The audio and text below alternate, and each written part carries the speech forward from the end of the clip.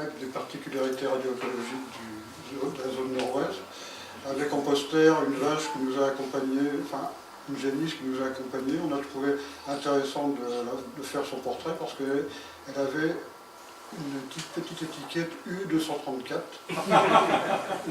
ou 242, je ne me rappelle plus exactement. Enfin, tout au moins, il y avait un chiffre qui approchait beaucoup de ce qu'on recherchait, l'américium 241. Alors, où est situé le rue des Landes? C'est au nord-ouest du site à la Hague, avec la zone, enfin un piézomètre assez historique, le piézomètre 500, en bordure de champ, et R14, c'est la source du rue des Landes. Alors pourquoi avons-nous fait cette étude, et pourquoi maintenant? Parce que les habitants de Jobourg se posaient des questions avec les travaux de génie civil qui ont commencé au nord-ouest depuis 2 ou 3 ans. Et nous avons commencé en 2015 à faire des prélèvements à ce niveau-là. Par exemple, en juin 2015, dans les sédiments, on n'avait rien trouvé, alors qu'en 2016, on a trouvé 71 becquerels par kilo sec dans les sédiments à la source du Rhône-et-Landes, alors que l'exploitant et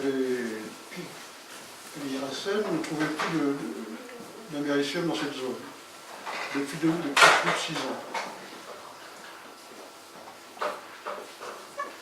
Alors, une petite vue pour situer je veux bien fonctionner.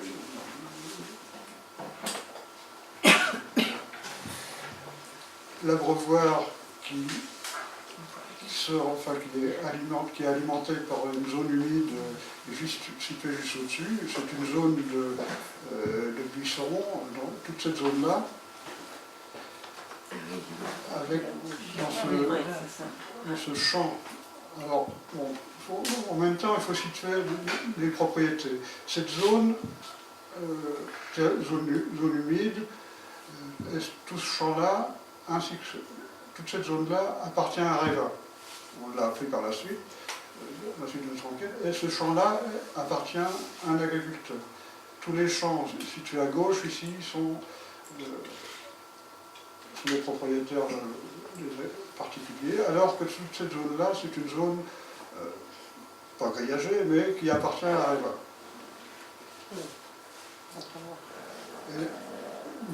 L'abreuvoir est compris. Non, l'abreuvoir, enfin, on va voir par la suite, l'abreuvoir n'appartient pas à Areva. Ah bon. L'abreuvoir, il est très particulier. Il a deux compartiments. Il a un tube plongeur qui renvoie l'eau sous terre, et il y a une résurgence à 60 mètres plus bas, où on a fait des prélèvements aussi, parce que on a montré que les sédiments qui étaient au niveau du lavoir et les sédiments qui ressortaient là étaient exactement les mêmes caractéristiques au niveau de l'américium et du CG.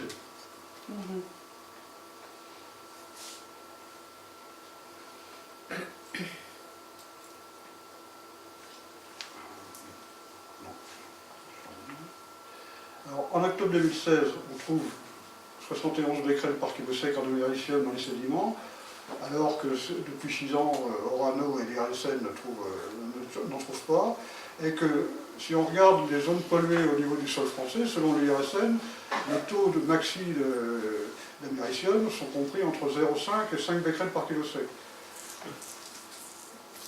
Donc nous avons fait des prélèvements complémentaires, et notamment dans la zone humide, et là la pollution est encore plus importante, et on a fait cette fois-ci analyser le plutonium, et là on trouve des taux complètement aberrants par rapport à ce qu'on trouve dans l'environnement français. C'est une multipollution, le point maxi, le strontium 150 becquerels par kilo sec, le césium 550, l'iode 129 30 becquerels par kilo sec, le plutonium 500 becquerels par kilo sec, c'est le pompon, et l'américium, là on va retrouver un point supérieur, 150 becquerels par kilo sec. Donc, à la suite de ça, on fait le point devant la clé Orano, où siège l'ASN, Et le 7 mars 2017, on demande par lettre recommandée la communication de toutes les données environnementales de la zone du Haut-des-Landes à l'IASN, à Orano, à la ministre de l'Environnement, elle ne m'a pas répondu, parce qu'on demandait ces données de l'environnement auprès d'exploitants en CLI depuis 1974, de multiples reprises. Donc, devant l'obstruction de l'exploitant, on a sorti la grosse artillerie. Les données obtenues grâce à cette mise en demeure font surgir des faits nouveaux. Une contamination de la nappe phréatique au nord-ouest du site dès 2012, là ça c'est dans les données Orano, et une contamination en américain césium à 200 mètres de la zone humide, en amont, sur un talus. Donc c'est milite pour une contamination, un dépôt aérien. Contrairement à ce que raconte l'IRSN qui suppose que la contamination en américain plutonium est venue par le sol et se reconcentrerait en surface. En juillet 2017, Orano transmet à l'ASN un dossier technique sur la reprise des terres de la zone humide et d'un captage de la zone nord-ouest. Depuis, il compte renvoyer ce captage via les moulinets en pompant de l'ordre de 30 000 mètres cubes, pardon, 30 000 mètres cubes au niveau des moulinets. Et nous demandons une communication de ce dossier technique. Et là encore, 6 mois d'obstruction, et un peu plus. Et le 3 avril, toujours sans réponse de l'exploitant, on envoie une lettre recommandée à l'ASN en lui demandant de nous communiquer ce dossier technique Orano. Et nous venons d'obtenir ce dossier technique, enfin, le 27 avril 2018. Donc la zone nord-ouest du site Areva, un petit rappel historique. Donc il y avait, dès le départ, en 1969, création du CSM, mais dès le départ du site, il y a une zone de stockage avec diverses et variées, avec tranchées pleine terre, tranchées bétonnées, silo 131, qui a été, dès le départ du site en 1966, activé, et qui est encore en activité aujourd'hui. Le centre de stockage de la Manche est fermé en 1994. Là, le premier centre de stockage de la Hague, lui, il est toujours ouvert. Ah oui. Et là, dans les dossiers Areva qui nous avaient été communiqués en GRC, on a trouvé une contamination signalée par l'exploitant qui aurait eu lieu en avril 1974 à partir d'une zone de stockage et avec des données dans l'environnement, une grosse contamination des eaux pluviales en septembre 1974 et une alerte d'octobre à décembre 1974, une contamination par voie semi-aérienne, c'est le document CEA de l'époque, parce que c'était CEA en 1974 qui gérait ce site, les pâturages de la zone nord-ouest. Il a été identifié à partir de l'analyse du lait,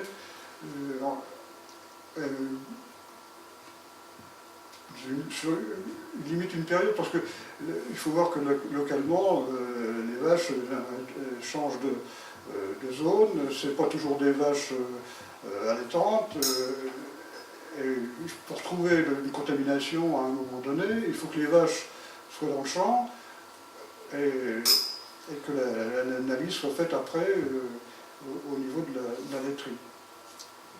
Et cet accident, il a été découvert que dans une période bien déterminée. Alors l'explication, ce serait une zone au niveau du... Alors, une petite description, le silo 130 où il y a eu un incendie qui fait l'objet d'une reprise, les fosses bétonnées, il y en a une vingtaine, là c'est les fosses bétonnées à 1,18,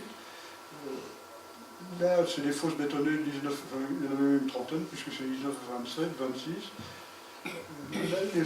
La zone bétonnée où là il y a eu l'accident semi-aérien avec gros dépôt, et là il y a des tranchées en pleine terre, une 7, qui ont été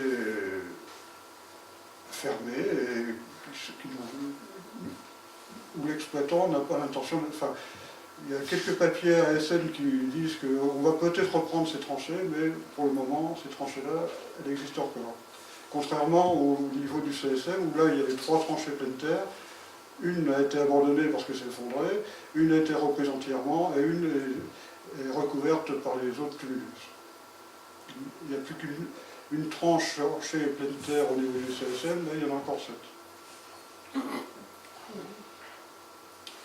Alors, les événements qui peuvent être à l'origine de cette pollution radiologique, avec du césium, du strontium, du plutonium, les plutonium, puisqu'il y a le 241 qui est le père de l'américium 241, les tranchées pleine terre qui ont fonctionné de 1967 à 1977, qui sont encore en état en 2016, les silos bétonnés d'entreposage, qui ont été repris de 1960 à 2002. Donc, normalement, pour la plupart de ces 30 silos, il n'y a plus rien dedans, à part un ou deux. La contamination atmosphérique en césium 137, qui a eu lieu d'avril à novembre 1974, et l'incendie du silo 130, qui a eu lieu le 6 janvier 1981, et un incendie maîtrisé par noyage du silo, dont les déchets sont restés en état en 2016.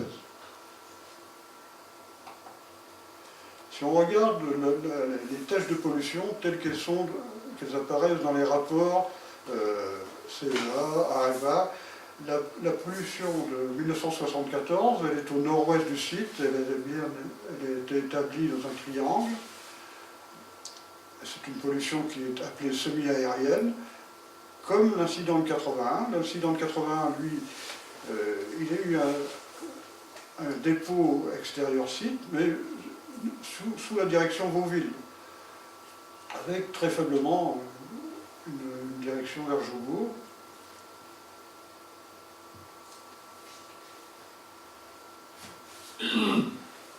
Si on compare ces deux incidents, avec un écart de 8 mois sur des zones herbeuses bien documentées, parce qu'il faut bien comparer ce qui est comparable, l'incident de 1974, si on le prend à plus 8 mois, on trouve dans une zone d'herbe à 2405 becquerels par mètre carré, alors que en 1981, sur le point A8, qui est sous le panache principal,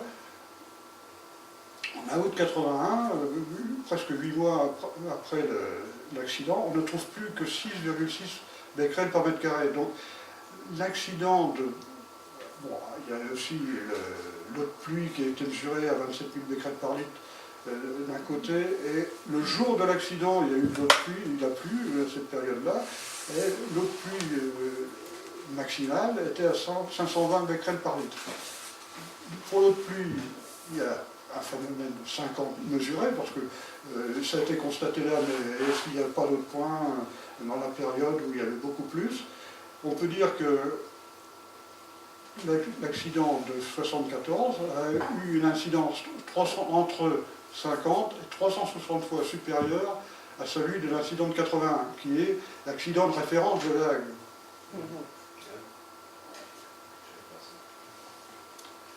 Alors quel impact? Alors là, selon l'exploitant et l'IRSN, il faudrait ingérer 300 kg de boue pour atteindre une dose de 1 millisievert. Alors un peu plus loin, ils sont devenus un peu plus prudents, ils sont arrivés sur un scénario friche. L'impact maximal actuel serait de 9,5 microsieverts par an. Un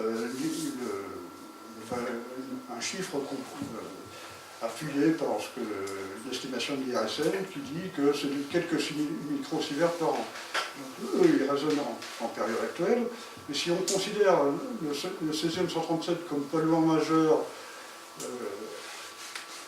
de cet accident, alors qu'il y a quand même de l'américium, du strontium, enfin toute la compagnie qui vient derrière, si on ne compare que sur le césium 137, le GRMC, groupe radioécologie nord-cotentin, qui était né après l'affaire Vielle, avait estimé pour cet accident de 80 l'impact à 3,42 millisieverts. C'est un impact calculé pour un adulte vivant sous le panache à 1500 mètres du point de rejet, Et concernant l'accident 74, la zone extérieure site la plus contaminée est à 200 mètres de la zone du point de rejet, sur le domaine public. Et les habitations du hameau des Landes sont sous panache, sont à 650 mètres de la zone de rejet. À partir de l'analyse de l'accident du silo 130, en prenant un facteur moyen de 100. Rappel, au niveau de l'environnement, le marquage est entre 50 et 360 fois supérieur. Alors, si on compare ces deux accidents, on peut estimer l'ordre de grandeur de l'accident 74 à 300 millisieverts, les 342 de l'accident bien documenté par le GRNC pour l'accident de 81, on multiplie par 100, ça fait 300 millisieverts pour la période où on constate cette contamination, 74 et 75, avec les documents établis par le CEA à l'époque, et non quelques microsieverts, comme on veut dire, entre le micro et le milli, il y a un facteur 1000. Donc pour nous, le calcul d'impact du silo 130 a été limité par le GRNC, enfin pas pour nous, c'est pour le GRNC, l'impact a été limité à l'année 80, car les données environnementales pour cette zone sous Vauville qui a été impactée, c'était revenu au bruit de fond. Ce qui est loin d'être le cas du Rue des Landes, puisqu'on trouve encore des 500 becquerels par kilo sec dans certains endroits, plus de 40 ans après l'événement. Donc l'incident du silo 130 a été classé au niveau 3 de l'ECHEVINES, avec son impact à plus de 300 millisieverts, c'est très supérieur à la limite d'exposition d'une personne du public qui était à l'époque fixée à 5 millisieverts par an. Donc pour nous, l'accident de 73, 74, 75 peut être classé au niveau 5 de l'ECHEVINES.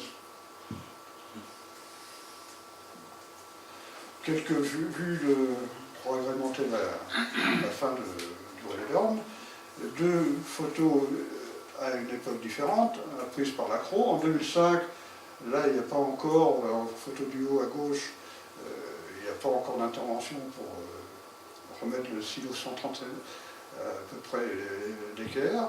En 2016, vous voyez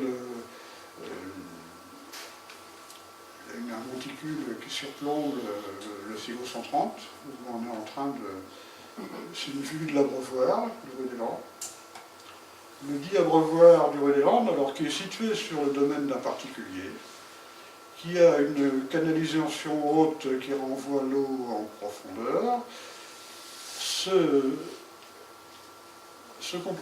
Cet abreuvoir est à 2 compartiments, avec un compartiment qui est équipé d'une feuille de néoprène pour que les boues se déposent et qu'on puisse les recueillir. Enfin bon, ça doit faire un moment qu'il ne les recueille plus, puisqu'il y a plein de plantes aquatiques qui ont poussé dedans, avec la résurgence de cette fameuse canalisation qui doit arriver 60 mètres plus bas. Donc c'était un point de recueillement de Areva. Quand tu dis qu'il y avait la pellicule... Pour moi, cet abreuvoir-là est sur le domaine d'un particulier, d'un agriculteur. Ouais. Le domaine Areva, il est juste... Oui, mais pourquoi il y avait ce plastique qui pour récolter les... Pour moi, il peut avoir été mis au début. En plus, le document vient de nous envoyer avec difficulté Areva, qui fait une centaine de pages, il nous situe l'aménagement de l'abreuvoir en 94. Donc ils ont, à l'époque...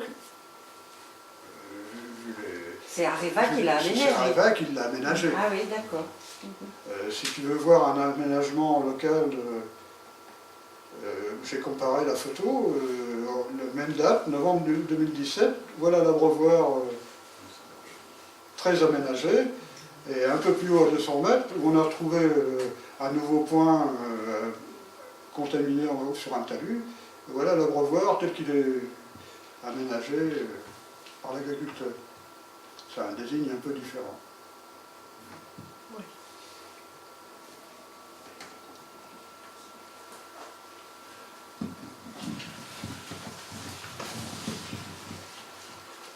Nag rejette le carbone 14 depuis quasiment le début de son fonctionnement. Et ces rejets sont mesurables, marquent l'environnement terrestre proche dans une zone de 1 à 10 km pour les rejets gazeux, et l'environnement marin dans une zone de 0 à 300 km, puisqu'à Wimereux, dans le Nord-Pas-de-Calais, où l'IRSN a une station, on mesure du carbone 14 à 300 becquerels par kilo sec, par kilo de carbone, alors que dans l'environnement normal, on ne devrait le trouver qu'à 230. Selon Areva, je prends un diaporama.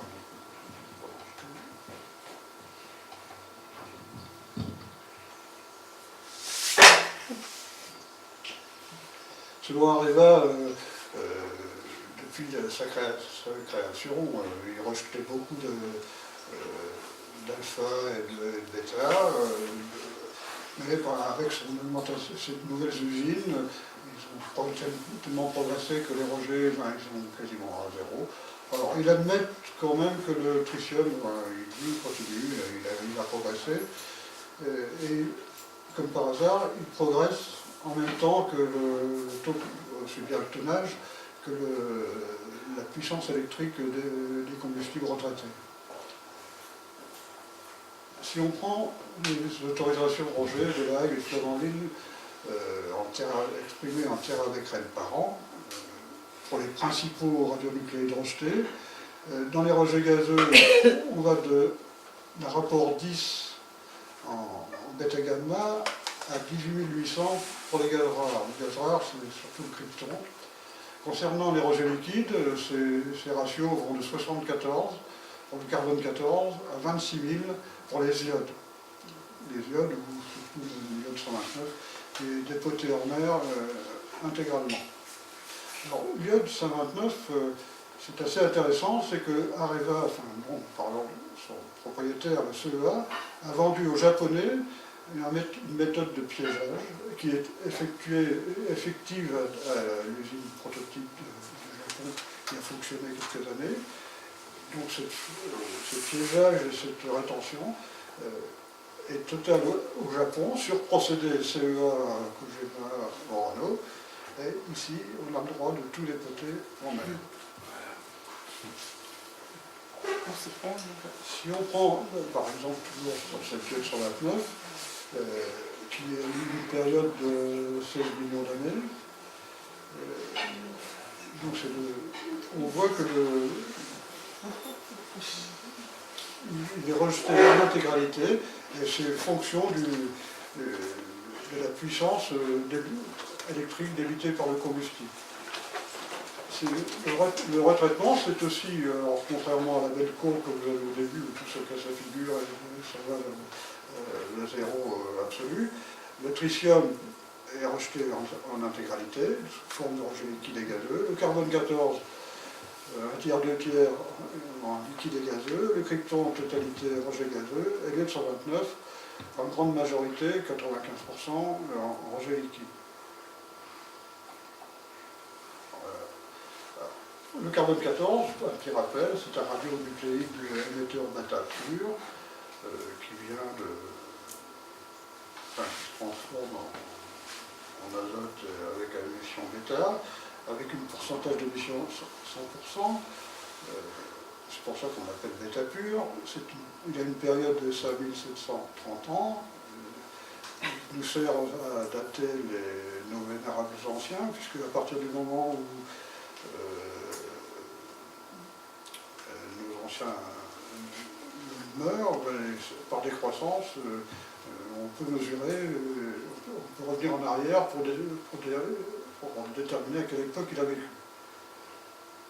La radioactivité naturelle est de 226 becquerels par kilo de carbone, c'est une valeur conventionnelle standard, mais cette valeur, elle a un impact.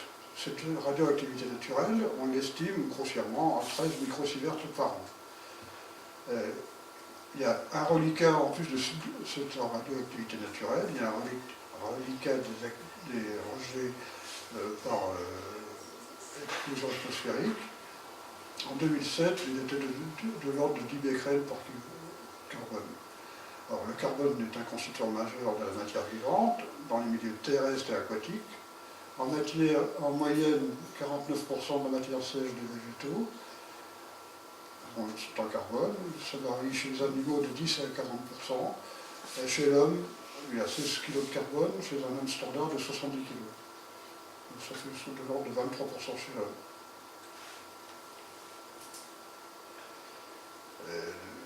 Au moment des essais atmosphériques, le plus gros de la dose à la population de l'hémisphère nord était dû à ces rejets de carbone 14. Le carbone 14 a monté au plus fort des explosions jusqu'à 400 becquerels par kilo de carbone, alors que la radioactivité normale c'est 226. On a quasiment doublé. Si on prend l'environnement de La Hague, de témoins particuliers, dans l'herbe, dans l'herbe de la zone 1 km autour de l'usine, on monte parfois jusqu'à 1200 becquerels par kilo de carbone. Et dans l'environnement marin, en permanence, on est autour de 600 becquerels par kilo de carbone. Donc La Hague a une permission de rejet de carbone 14 qui est assez problématique. Alors qu'on s'est posé la question au moment des explosions de l'impact du carbone 14, on ne s'impose pas beaucoup pour le rejet de La Hague. Si on prend la façon dont c'est traité entre La Hague et Sellafield, au niveau de Sellafield, c'est des combustibles un peu différents, où les taux de rejet de carbone 14 ont été très hauts dans les périodes 80, 79-80, et depuis une trentaine d'années, les Anglais ont l'imposition au niveau des rejets gazeux. Ça s'est fait progressivement, et ils ont développé une méthode de piégeage du carbone 14. Aujourd'hui, l'autorisation de rejet au niveau gazeux est de l'ordre de 4 TBq par an, alors que nous, on peut aller jusqu'à 28 sans problème. Et on continue. Plus les combustibles auront une irradiation importante, plus on dépassera de carbone 14. Si on prend les points A3 à 12 dans un cercle sous les vents dominants, A12 c'est des digulines, c'est A3 digulines et A12 jour, on s'aperçoit que le carbone 14, en variation, en données moyenne annuelle, on varie entre 600 et 1000 becquerels par kilo de carbone, 3 à 5 fois la radioactivité naturelle en permanence, et avec un marquage sous la zone qu'on appelle J8, on va voir un peu après. J8 c'est un point à 10 km, au moment de la B8 c'est la zone sous Vauville. Dans cette direction-là, on s'aperçoit qu'en J8, on a toujours encore un marquage en carbone 14, c'est-à-dire à 10 km du site, on marque encore l'environnement en carbone 14. On peut s'en apercevoir dans le lait des exploitants alors il y a les sigles L1, Erqueville, L4, Diville, L9, Sotteville. Les exploitants Erqueville et Diville sont sous les vents dominants et on s'aperçoit que le lait de ces deux exploitants sont en permanence entre 350 et 400 becquerels par kilo de carbone. Alors que depuis quelques années, on a, Areva fait des mesures sur les moyens à Sotteville, et qui lui est proche de la radioactivité naturelle. Donc il y a vraiment un marquage, y compris du lait moyen sous la. Donc là, les exploitants, on est dans la zone, on est en dehors de la zone de 1 km, on est dans la zone 0,5 km du site.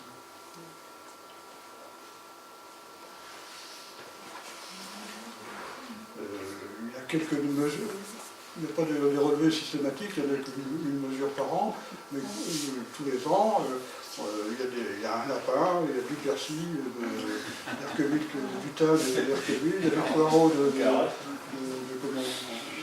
Jobourg, et là on s'aperçoit que tous les produits locaux sont fortement marqués carbone 14.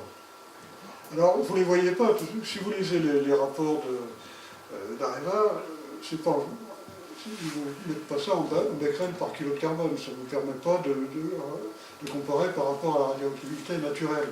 Ils vous mettent ça directement en activité carbone. Ils mettent directement l'activité du produit en becquerel par kilo frais.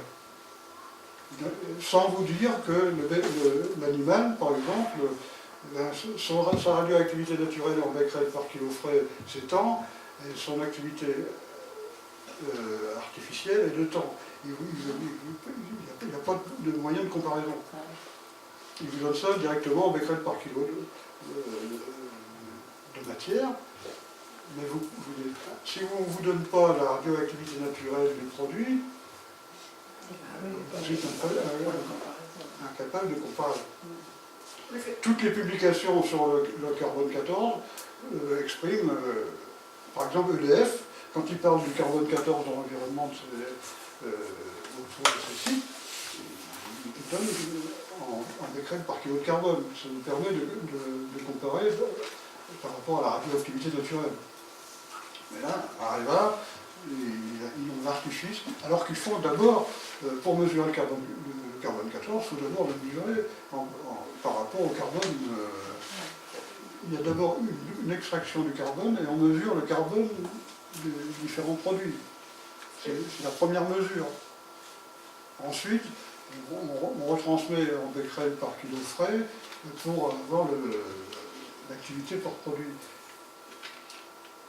Au lieu de nous donner la mesure en carbone 14, tel qu'il la pratique, il y a l'artifice, un noyage de poisson, qui fait que si vous n'avez pas l'activité normale du produit, vous êtes infoutu de dire que il y a du carbone 14 là-dedans.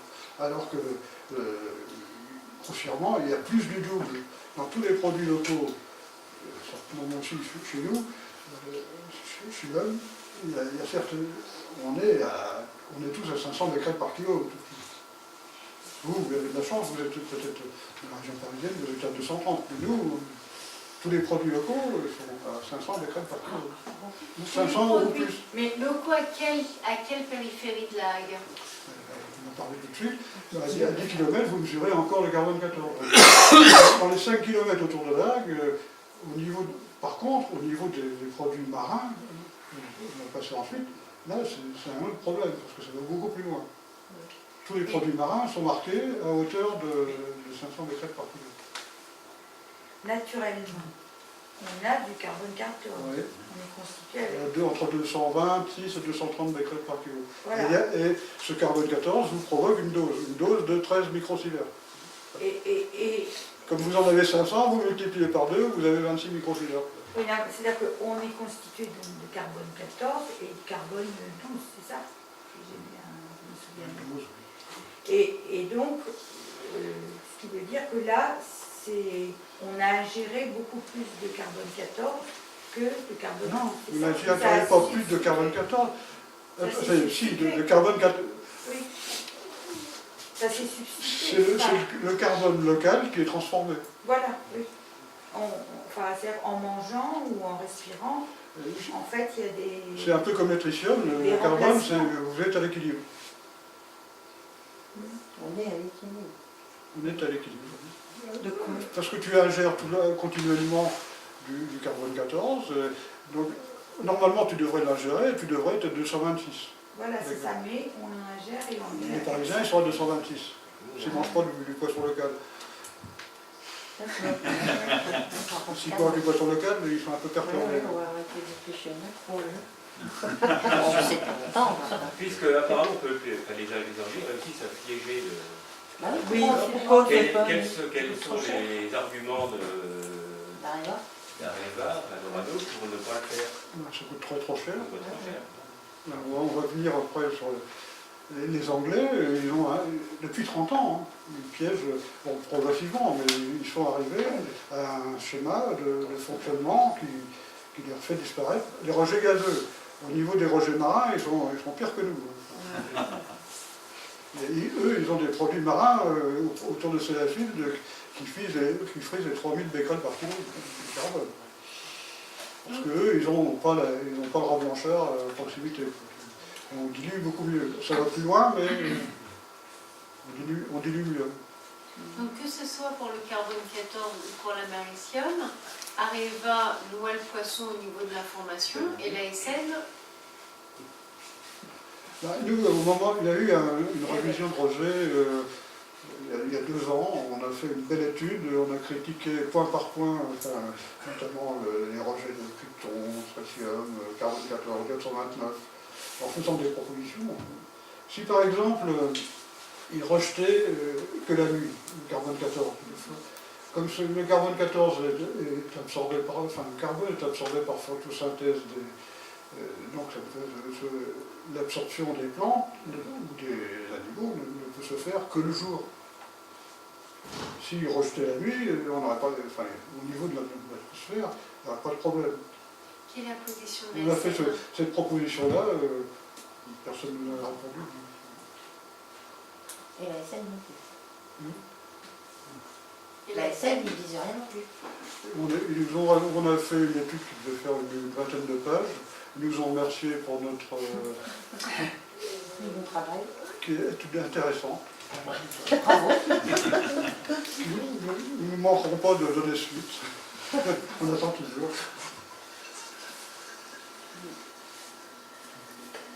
Je vais finir par le marin. Le marin, alors, voilà, les autorisations sont au-dessus du graphique, aussi bien pour l'un que pour l'autre. Aussi bien Sellafield. Donc Sellafield, il y a un part qu'ils ont fait par rapport à leur production qui est quasiment toujours à peu près identique. On voit aussi qu'au niveau du rejet marin, ils ont un peu baissé, contrairement à la Hague, où c'est toujours uniforme et proportionnel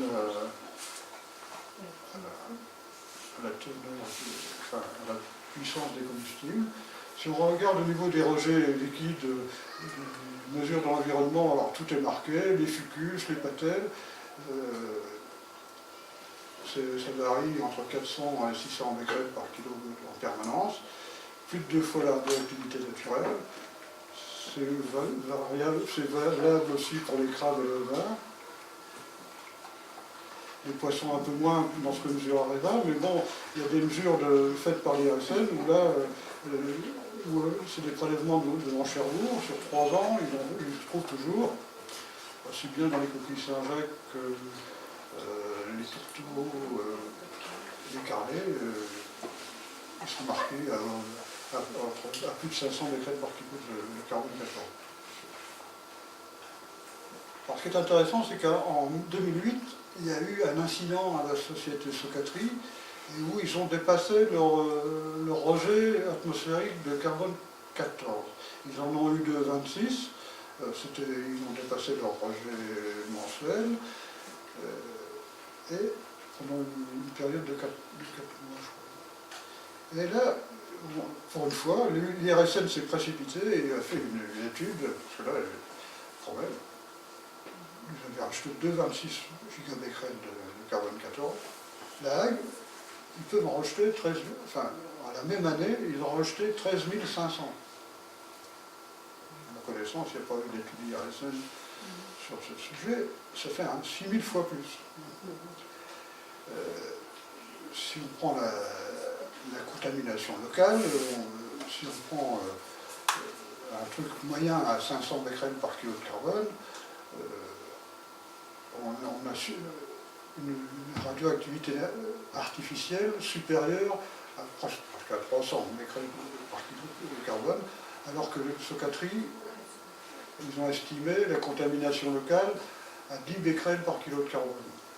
L'impact calculé pour la Hague, pour l'agriculteur de Diggilvin, au maximum, le carbone 14 lui provoquerait 2,08 microsieverts par an.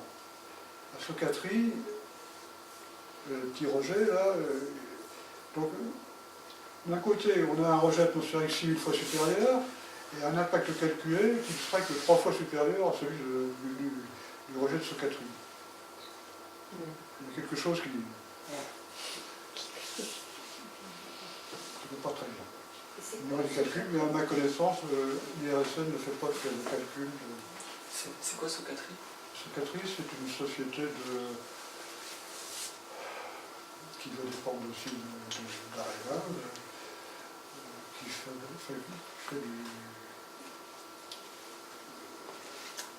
du chimique plus que...